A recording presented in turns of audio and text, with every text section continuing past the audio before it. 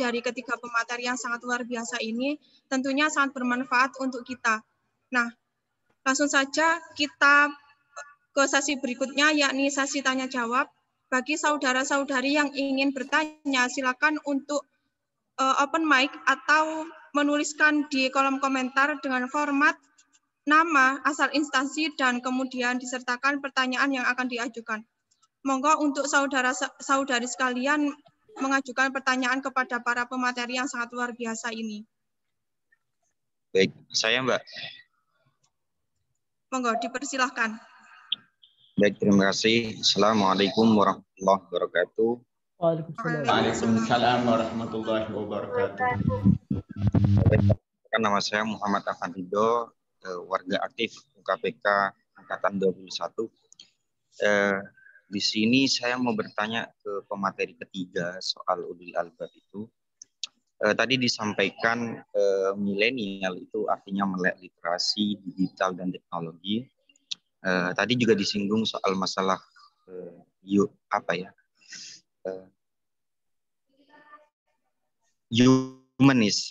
humanis itu tadi. Artinya apa? Di sini manusia itu memperjuangkan keadilan dan hal-hal yang harus diperjuangkan. Premis ini juga ditulis dalam Al-Qur'an di surat An-Nahl ayat 90, innallaha ya'muru bil adli wal ihsan. Dan ini menjadi premis untuk gerakan-gerakan kampus, salah satunya teman-teman kita yang ada di basic kampus untuk memperjuangkan keadilan, dituangkan dalam pemikiran-pemikiran Islam progresif itu sendiri. Nah, pertanyaan saya, dalam konsep ulul albab ini kan ada berzikir, berfikir, dan beramal soleh. Lalu amal soleh apa yang dimaksud dalam konsep ulul albab itu sendiri? Apa cuma mengasih sumbangan atau lain sebagainya, atau pergerakan-pergerakan yang mungkin bisa menjadi pejuang keadilan untuk menegakkan keadilan itu khususnya di Indonesia. Terima kasih Bapak. Baik, langsung saja untuk Bapak Samanudi atas dipersilakan untuk menjawab pertanyaan yang sudah diajukan oleh Saudari Afan. Saudara Afan, mohon maaf, dipersilakan untuk Bapak Samanudi memaparkan jawabannya. Ya, tadi apa Afan tentang literasi ya? Literasi kemanusiaan. Mana tadi? Afan ya? Iya, Pak. Ya, terus tadi literasi digital dan teknologi. Enggak, yang menjadi inti pertanyaannya tadi setelah mengulas humanis. Ya, begini ya. Sehingga saya sering mengatakan manhaj itu bukan manhajul fikir saja. Manhaj itu ya ada manhajul fikir, ada manhajul qaul, ada manhajul hal. Nah, sering kita hanya mengedepankan manhajul fikir. Nah, karena hanya mengedepankan manhajul fikir, sehingga qaul dan halnya tidak berbanding lurus. Itu tadi, kebiasaan anak-anak muda NU itu, diskusi aswaja sampai jam 2 malam, pagi, subuhnya tidak sholat. Karena yang ada di pikiran manhajul fikir, bukan manhajul hal, bukan manhajul qaul. Ada banyak pemikirannya bagus, tapi cara ngomongnya tidak bagus. Tutur katanya tidak bagus. Nah, sekarang bagaimana mengemas dari manhajul fikir, manhajul qaul, dan manhajul hal itu menjadi penting. Apa yang kita pikirkan secara positif, kemudian melahirkan tutur kata yang positif, sudah bertentu nanti akan melahirkan tindakan yang positif pula. Tetapi sebaiknya apa yang kita pikirkan secara negatif, melalui tutur kata yang negatif, ya pasti hasilnya juga akan mengalami tindakan-tindakan yang negatif pula. Nah, itu tidak bisa kita hindari. Terus berikutnya adalah bagaimana kita ini memaksimalkan potensi kita. Sehingga kalau kita bicara amalus soleh, apa bedanya amalul khair dan amalus soleh? Jadi kalau amalul khair itu ya amal yang dilakukan oleh pelakunya yang tidak beriman. Sehingga nilainya hanya kebaikan. Tapi amal yang dilakukan oleh orang mukmin, kebaikan yang dilakukan oleh orang mukmin, maka disebut amal soleh. Kenapa? Karena nanti masih bisa diharapkan manfaatnya di hari akhir. Sehingga ketika orang mukmin berbuat baik, maka kebaikannya disebut amal soleh. Amal soleh itulah yang kita sebut, yang kita bisa harapkan nanti manfaatnya di hari akhir. Tapi orang yang tidak mukmin berbuat baik, ya kebaikan saja, hanya di dunia saja. Kenapa? Karena dia tidak bisa mengharapkan kebaikan di dunia itu sampai di akhirat. Kenapa? Karena dia tidak mukmin. Itu kalau bedanya amalul soleh dan amalul khair. Nah, itu yang membedakan. Nah, literasi manusia itu sebenarnya bagaimana kita manusiakan manusia.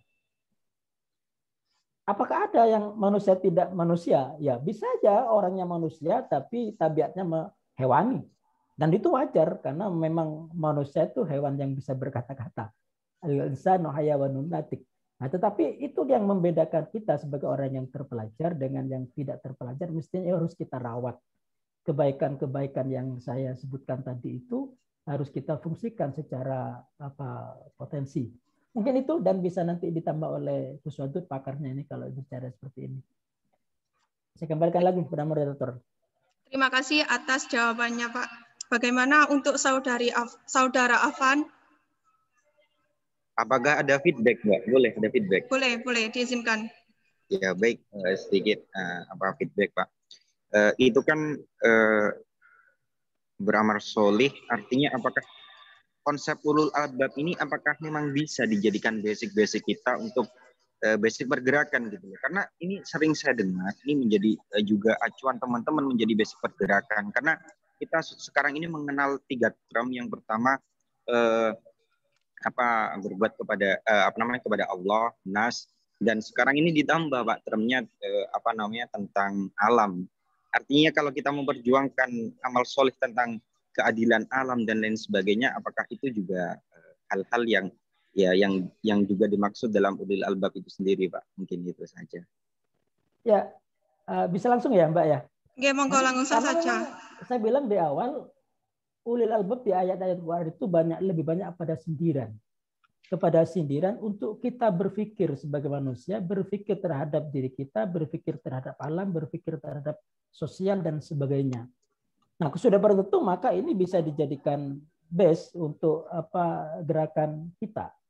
Tidak mungkin gerakan-gerakan yang dilakukan oleh banyak orang tanpa melalui proses berpikir. Saya tidak anti gerakan people power, tetapi saya lebih menyarankan kepada gerakan mind power. Karena mind power itu bisa mengalahkan segalanya. Nah, ulul albab itu sebenarnya lebih identik kepada mind power, bukan people power. Tapi kalau gerakan diartikan kepada gerakan yang berbasis ulul albab kemudian tidak ada tindakan, ya tidak benar juga. Jadi ulul albab itu bukan hanya sebatas berpikir, tetapi bagaimana dari berpikir, dari konsep kemudian menjadi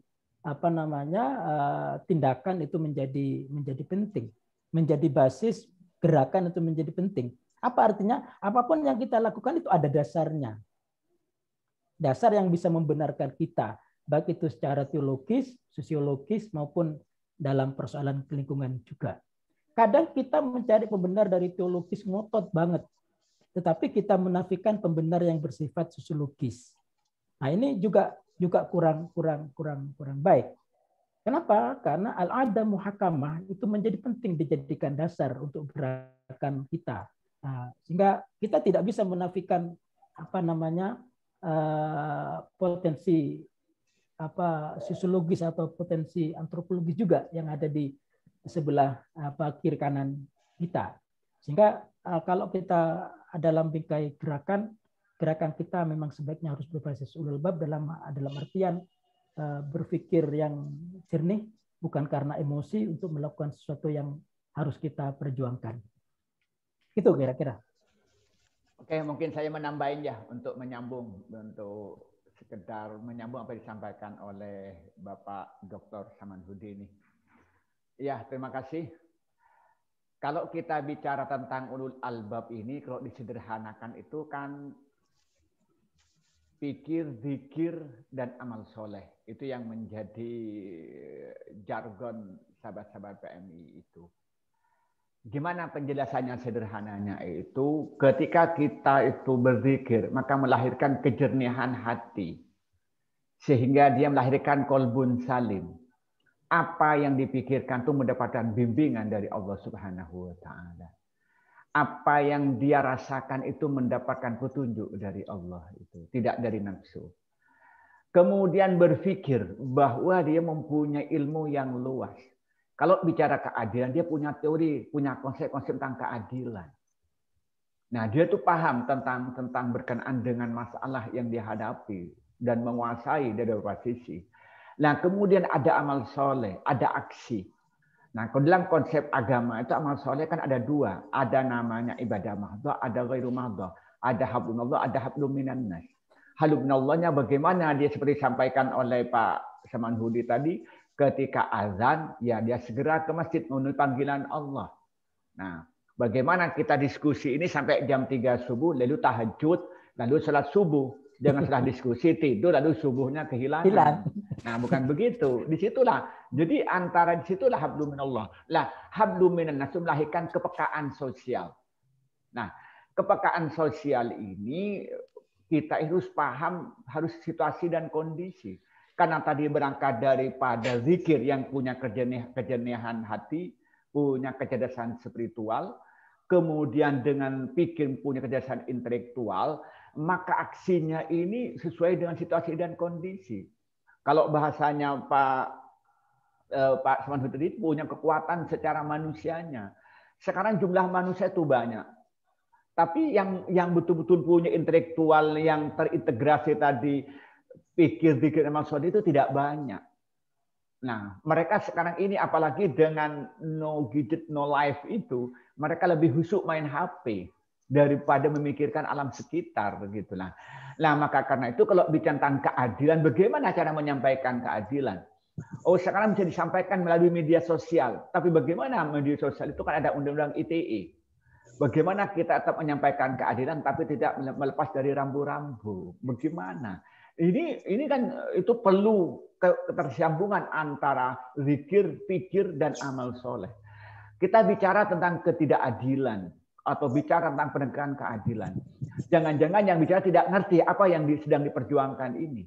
Karena saya melihat banyak, saya ngikutin di IG, di FB, teman-teman yang merasa dirinya kritis, ketika ditanyakan nggak paham dengan permasalahan. Permasalahan belum paham, konsep belum paham. Lalu dia bertindak, ya anarkis.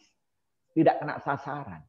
Nah, maka kalau bahasanya Pak Hipni tadi, itu dia itu mempunyai akal yang luar biasa, punya ulul albab. Bukan ulul lab, tapi ulul albab, punya beberapa inti akal. Mempunyai beberapa disiplin ilmu. Mempunyai beberapa disiplin analisis. Itu sehingga melahirkan di situ. Jadi dia itu multi talenta lah kalau bahasa saya gitu. Jadi dia itu baru melahirkan. Jadi maka katanya Pak Samanhudi tadi dia itu harus melihat literasi, harus banyak baca. Nah, saya membayangkan waktu saya kuliah dulu itu, saya tidak pernah kurang dalam sehari baca buku dari 100 halaman. Itu tidak pernah kurang selain mata kuliah. Karena saya punya kecepatan baca buku bahasa Arab itu per jamnya 25 halaman. Saya perlu duduk di luar mata kuliah itu 4 jam. Padahal saya mengikuti perbandingan mazhab yang buku pegangannya itu saya harus baca misalnya Al-Majmu' 20 jilid, harus baca misalnya itu Al-Um 6 jilid. Itu harus saya selesai dalam per semester itu. Tapi menyempatkan. Jadi belum lagi baca buku-buku yang lain di luar seperti buku-bukunya Al-Faribi dan seterusnya. Itu baru. Itu masih belum pede bicara hal-hal yang sifatnya baru. Ini diminta untuk bicara tentang milenial aja harus sinau 2 hari gitu biar kelihatan nyambung gitu ya. Nah, itu kan maka tadi bicara tentang keadilan itu bukan sekedar bicara, tapi dia harus punya zikir yang kuat, punya spiritual yang bersih, dia tidak punya hawa nafsu, dia mengikuti akal jernihnya, kemudian mempunyai kemampuan intelektual yang tinggi, sehingga dia bagaimana cara beraksinya itu. Nah, saya kadang-kadang kalau suruh membuat PowerPoint, kadang-kadang mikir-mikir. Karena biasanya orang yang buat PowerPoint tidak punya power, tidak punya poin. Gitu. Nah, betul tadi kata Pak Samanhudi, ketika suruh buat PowerPoint, dia tidak mau. Gitu, Gus. Karena khawatir dia tidak punya power, tidak punya poin. Gitu. Bilangnya tadi malam jam 11 itu gimana caranya? Nah, jadi begitu. Jadi kalau bicara keadilan apa? Nah, itu yang saya inginkan. Karena saya membayangkan ketika saya jadi aktivis dulu, itu kita tuh berkompetisi baca buku yang belum pernah dibaca. Saya dulu tuh merasa bangga ketika saya sempat baca bukunya Huntington, The Clash of Civilization itu, yang orang lain tuh belum pernah baca. Dan saya merasa bangga, saya sudah bisa baca bukunya Francis Fukuyama, itu bukunya The End of Story, itu orang belum bisa baca. Ingat saya terkenang dulu. Dan saya bukunya itu Global Paradox miliknya John Naisbitt itu saya merasa bangga pada waktu itu karena orang belum bisa baca, saya sudah punya buku itu. Lah, sekarang saya diskusi dengan teman-teman aktivis yang saya temui ya, itu sulit mencari orang-orang yang bisa keterpaduan antara kecerdasan spiritual, kecerdasan intelektual, di mana dia itu sholatnya rajin, zikirnya rajin, baca Qur'annya, tilawahnya rajin, baca bukunya itu rajin, diskusinya rajin, dan punya kepedulian dengan lingkungan dalam merekatkan keadilan. Itu sangat sulit saya dapatkan. Saya tidak menyatakan tidak ada, tapi sangat sulit. Nah, maka karena itu UKBK ini sangat benar sekali ketika pada hari ini mendiskusikan tentang konsep atau membumikan konsep ulul albab di generasi milenial ini. Ini mungkin menurut tambahan dari saya. Terima kasih. Saya kembali lagi. Saya ingin mendengarkan feedback berikutnya. Baik, terima kasih atas pemaparan jawaban dari kedua pemateri yang sangat luar biasa. Bagaimana untuk Saudara Afan? Saya kira dari pemaparan penjelasannya sudah sangat jelas.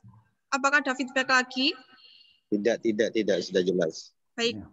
Untuk beberapa audien yang masih stay di sini, barangkali masih ada pertanyaan, langsung saja untuk open mic atau menuliskan pertanyaan melalui kolom komentar atau kolom chat. Monggo. Permisi Kak, izin bertanya. Boleh, monggo dipersilahkan. Bismillah, assalamualaikum warahmatullahi wabarakatuh. Waalaikumsalam warahmatullahi wabarakatuh. Alhamdulillah wa syukurillah. Saya hari ini ditakdirkan untuk dapat bertemu dengan Bapak Yai yang luar biasa ini. Bapak Abdul Wahid, sangat luar biasa. Barakallah Pak Yai. Kemudian Bapak Saman Hudi, ini tadi yang disampaikan sangat luar biasa. Saya menjadi ada merasakan angin sejuk yang menghampiri saya di otak saya seperti itu. Langsung saja ini saya di sini mohon ingin meminta pencerahannya Bapak Yai, Pak Abdul, kemudian Pak Saman Hudi, karena di sini ya sebelumnya maaf saya perkenalkan dulu, saya harus menandar. Saya asli Tegal, kini sedang kuliah di Yogyakarta dan kini tinggal di Yogyakarta. Gini Pak, saya mendengar berita untuk yang sekarang bahwa di Indonesia untuk kasus COVID di sini sangat meningkat dan ini sangat luar biasa meningkatnya daripada yang kemarin, apalagi sekarang ditambah dengan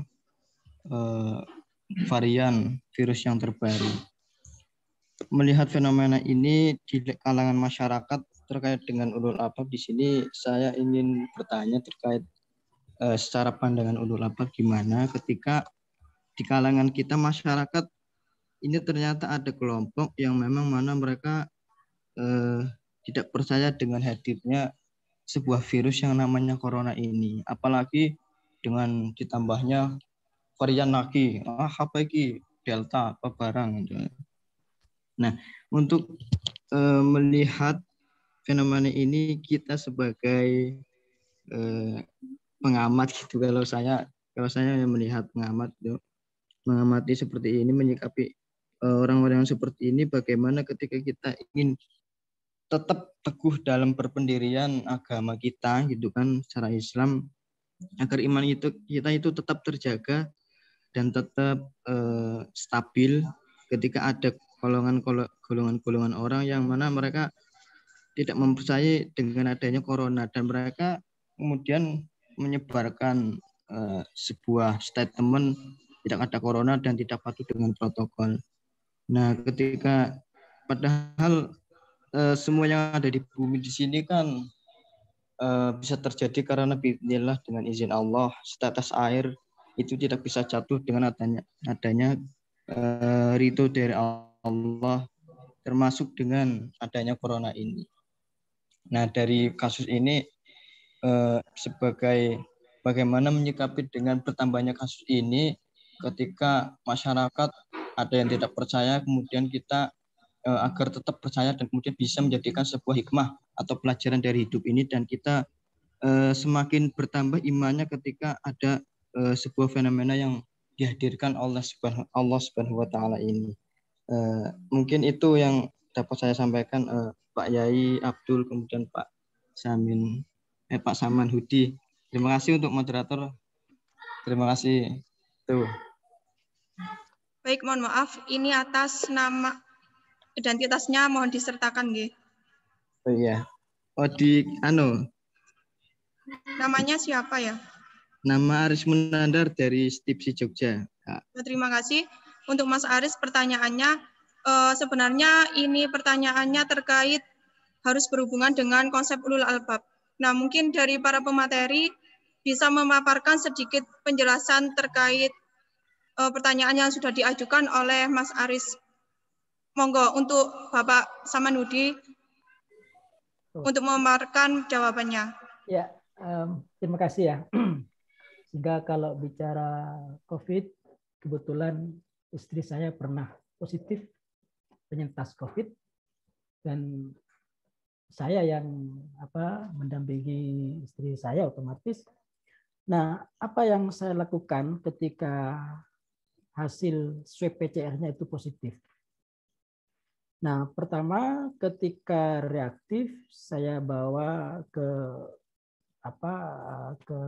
tempat yang ada swab PCR, tapi pulang dari swab itu kan belum tahu kita positif atau negatif, maka istri saya fungsikan dalam tanda petik tidak bertemu dengan keluarga, bahkan anak saya juga tidak tahu kalau ibunya itu ada di rumah.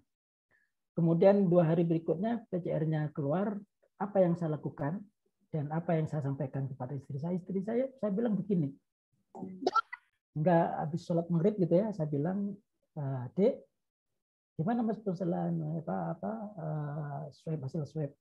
Ini lewat jendela ya, karena memang saya tidak masuk ke kamar waktu itu, lewat jendela saja ngomongnya. Ya saya bilang, ya kamu positif. Ya anggaplah ini memang bagian perjalanan hidup kamu, takdir dari Allah, dan kamu menjadi terpilih dan kamu harus melalui dengan sabar. Tidak bisa kita tolak, ini sesuatu yang sudah terjadi. Nah, sesuatu yang sudah terjadi itu ya sudah menjadi takdir yang harus kita terima, yang harus kita pasrahkan dan kita ikhtiarkan agar sembuh. Nah, itu setelah menjadi penting. Nah, lepas dari banyak teori konspirasi yang berkembang, saya sebagai orang yang mendampingi istri saya yang pernah positif, maka saya juga menyaksikan bagaimana gejala itu yang ditimpa oleh istri saya. Nah, sehingga menurut saya aturan taat prokes itu menjadi penting. Apa dasarnya? Banyak sekali dasarnya. Jadi kalau kita mau berpikir terhadap fenomena yang terjadi, maka itulah yang terjadi. Tetapi kalau kita mencari dasar, satu contoh, karena prokes itu ditentukan oleh pemerintah, apa ayatnya? Ya ayatnya ati Allah wa ati Rasul wa ulil amri minkum. Itu jelas. Memang ulil amri itu agak luas. Siapa orang yang mengatur kita itu agak luas. Tetapi mufasir tidak ada yang menolak ketika ulil amri itu salah satunya adalah pemerintah. Nah, jadi orang yang mengurus kita itu diantaranya pemerintah, termasuk orang-orang lain yang terlibat mengurusi kita. Nah, prokes itu menjadi penting untuk kita ikuti. Tetapi jangan khawatir, kalaupun ada muncul teori konspirasi, pastilah sekecil apapun yang terjadi di dunia ini pasti dalam kehendak dan dalam pengetahuan Allah. Enggak, coba di situ lihat. Ya, sekali lagi, sekecil apapun yang terjadi di dunia ini pasti ada dalam sepengetahuan Allah. Pertanyaannya, pengetahuan Allah itu meridhoi atau melarangnya terhadap kejadian yang terjadi. Nah, Itu yang memang harus mendalami itu. Kalau memang itu ada konspirasi global, maka ya terlarang orang yang melakukan itu. Tapi jelas ini dikatakan oleh Allah, siapapun pelakunya. Tetapi kalau ini murni memang ini yang menjadi peringatan kepada kita untuk berusaha, untuk berpikir, untuk berikhtiar, ya lain lagi. Tapi prinsipnya jangan sampai ada keyakinan kita karena munculnya teori konspirasi seolah-olah Allah tidak tahu. Tidak, itu yang tidak boleh. Ya, itu yang tidak boleh. Nah, kita wajib meyakini takdir. Walaupun kita juga harus tidak meyakini terhadap makdur. Nah, itu nanti takdir dan makdur itu biar Gus Wadud aja lah yang mengulas lebih jauh. Nah, tetapi yang paling penting menurut saya, kondisi apapun hari ini memang kondisi yang tidak kita inginkan. Sehingga tetap berusaha menjadi lebih baik, berikhtiar agar tetap sehat menjadi penting. Nah, di samping memang kita ya harus melakukan ikhtiar ya berdoa. Karena apa? La yuraddul qada illa biddu'a. Ya, tidak akan bisa ditolak sebuah takdir kecuali dengan doa. Nah, ketika ada orang, satu contoh kalau betul ini bagian dari konspirasi, ketika orang menghendaki kita rusak, kalau Allah tidak menghendaki, selesai, tidak akan terjadi apa-apa. Tetapi ketika kita meyakini likulli syai'in sababa, ya menjadi penting kita juga bagi kita untuk berusaha menghindari sesuatu yang negatif agar tidak terjadi pada kita. Nah, itulah yang menurut saya kalau kita kaitkan dengan perasaan ulul bab, disinilah ada ruang untuk berpikir, ruang untuk berenung kepada kita atas apa yang terjadi, atas apa yang menimpa kita dan apa pada umumnya. Terima kasih, mungkin bisa ditambah oleh Gus Wadud.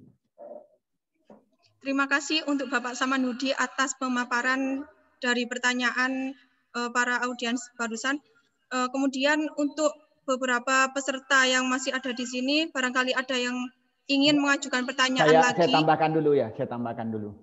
Oke, monggo. Ya, terima kasih. Ciri-ciri daripada ulul albab itu kan selalu berpikir, baik itu yang tertulis maupun yang tidak tertulis. Yang tertulis dia berpikir tentang Al-Quran, tentang hadis, yang didasari dengan ilmu Al-Quran dan ilmu hadis. Mulai dari tentang usul fikihnya yang kuat dan ilmu bahasanya yang baik gitu ya. Sehingga bisa memahami teks-teks Al-Quran dengan benar, memahami teks-teks hadis dengan benar. Itu yang pertama.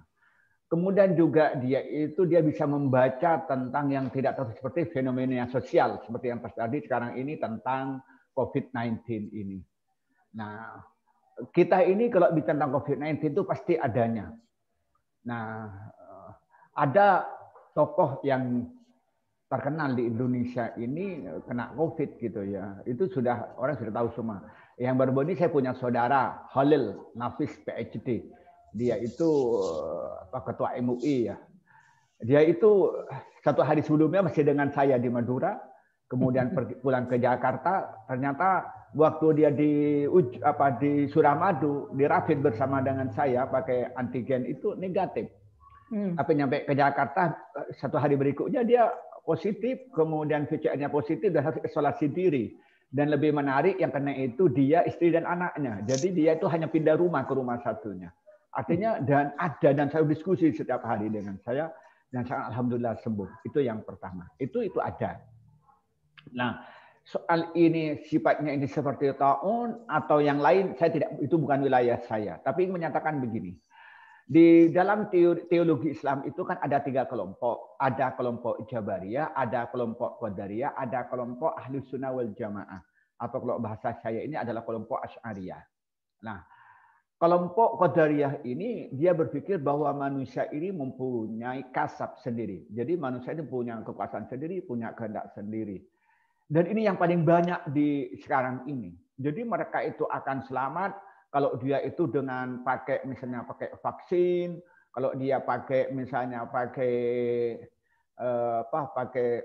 masker, dia lupa bahwa yang terakhir itu ada Allah. Bahwa yang bisa menyelamatkan itu ada Allah, itu ada yang lupa. Ini kelompok-kelompok Qadariyah ini. Jadi dia ini mempunyai kuasa penuh. Tapi satu sisi ada kelompok Jabariyah dan ini jumlahnya tidak banyak. Dia itu kelompok Jabariyah ini di mana dia itu dirinya tidak punya kemampuan apa-apa, semuanya takdir Allah. Dan ini yang menampakkan diri kayak orang yang beriman sejati. Dan ini yang banyak rame di medsos. Itu dia mempunyai keyakinan ya kalau memang Allah menyelamatkan ya selamatlah. Walaupun nggak pakai masker, kalau memang diselamatkan itu adalah selamat. Walaupun pakai masker, kalau nggak diselamatkan nggak selamat. Jadi antara pakai masker dan tidak, antara vaksin tidak itu sama. Ini bagi kelompok yang Jabariyah ini. Dan ini kesannya dia tidak percaya dengan COVID. Sebenarnya percaya dia, yakin keberadaannya COVID ini. Cuman sebenarnya realita dalam kajian teologi, kalau kita pendekatan ulul albab itu dia termasuk kelompok Jabariyah.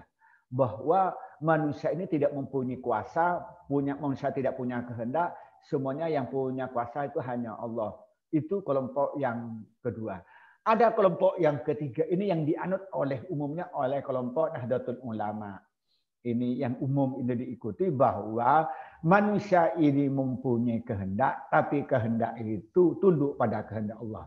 Manusia ini punya kudrah, punya kekuasaan, tapi kekuasaan tunduk pada kudrah Allah. Maka karena itu mempunyai idiom apa punya moto yang sama, linsanu bitahir, wallahu bitakdir. Manusia itu adalah usaha, namun takdir itu kembali pada Allah. Maka selalu menyatakan bahwa ikhtiar itu hukumnya ibadah, sedangkan tawakal hukumnya wajib. Maka karena itu ada keterpaduan. Bagaimana kita mungkin protokol kesehatan? Ya kita ketika ada di tempat umum ya harus pakai masker. Karena menurut teori kesehatan bahwa kalau pakai masker itu kemungkinan besar untuk selamat karena virus tidak masuk. Ketika salaman dengan orang, kita cuci tangan atau pakai antiseptik itu lebih selamat karena virus akan mati. Nah, itu secara syariatnya. Tetapi harus yakin yang menyelamatkan itu siapa? Allah. Tetap akhir di Allah. Nah, maka di situ kenapa? Karena satu sisi menyatakan bahwa itu wa ma ramaita id ramaita walakinnallaha rama. Satu sisi bahwa itu Allah yang berkuasa, tapi satu sisi adalah manusia juga berkuasa. Nah, maka karena itu disitulah keterpaduan antara ikhtiar dan tawakal. Ketika kita itu mengikuti qadariyah, stres diam. Karena hidupnya selalu khawatir. Ketemu dengan orang khawatir. Kemudian salaman dengan orang itu khawatir. Makan di warung itu khawatir. Kalau pikirannya qadariyah. Tapi kalau pikirannya Jabariyah itu sembrono. Dia tidak mau mengikuti aturan prokes kesehatan karena dia itu tidak meyakini ada pengaruh manusia itu, tidak meyakini dengan sebab akibat. Nah, tetapi ketika kita mengikuti itu madhab Asy'ari atau Ahlussunnah wal Jamaah, dia meyakini bahwa ada sebab akibat, tapi akhirnya ada di tangan Allah. Wa ja'alna likulli syai'in sababa. Itu setiap sesuatu Allah menetapkan sebab akibat, tapi semua di dunia ini tidak akan terjadi illa biiznillah. Maka karena itu kata Bapak Samanhudi itu tadi bilang kita berdoa yang banyak kepada Allah, berzikir kepada Allah karena Rasulullah menyatakan orang yang zikir a'udzu bikalimatillahi tammat min syarri ma khalaq. Ketika baca di suatu tempat maka kamu tidak akan terganggu, tidak akan kena virus, tidak akan kena binatang yang berbahaya di tempat itu sampai kamu pergi. Ini merupakan masker yang sifatnya itu ilahiyah. Tapi waktu yang sama dia pakai masker karena ikut protokol kesehatan tentang sebab dan akibat. Itu tentang konsep ketika dilihat dari ulul albab. Maka saya bilang ulul albab itu mampu membaca teks Al-Quran dan hadis dan mempunyai metode pemahaman. Dia memahami ulumul Quran, memahami ulumul hadis, memahami usul fikih, dan penguasaan sorobnya bagus, penguasaan nahwunya bagus, balaghahnya bagus, mantiknya bagus. Kemudian dipakai untuk melihat dunia nyata, melihat alam semesta ini, alam kehidupan masyarakat ini. Kemudian dipadukan dengan teori-teori, dengan ilmu kesehatan, sosiologi, antropologi, dan sebagainya. Itulah ciri-ciri daripada ulul albab dalam konteks melihat realitas COVID sekarang ini. Itulah mungkin tambahan dari saya. Terima kasih atas pemaparan jawaban dari Gus Wadud dan juga Bapak Samanhudi. Mohon maaf, dipersilakan untuk satu penanya lagi yang terkait dengan konsep ulul albab. Kepada para audien dipersilakan untuk bertanya.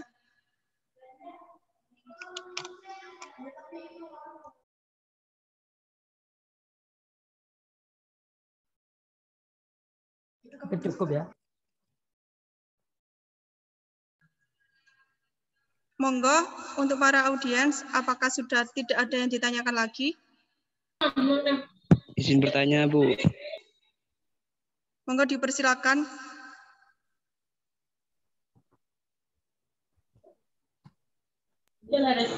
Untuk PPKM sekarang itu kan diberlakukan sampai tanggal 20. Nah, itu kan sudah Maaf, banyak. Ini untuk para penanya dikhususkan untuk dihubungkan dengan pertanyaan terkait konsep kita, yakni dengan konsep ulul albab. Monggo untuk para penanya.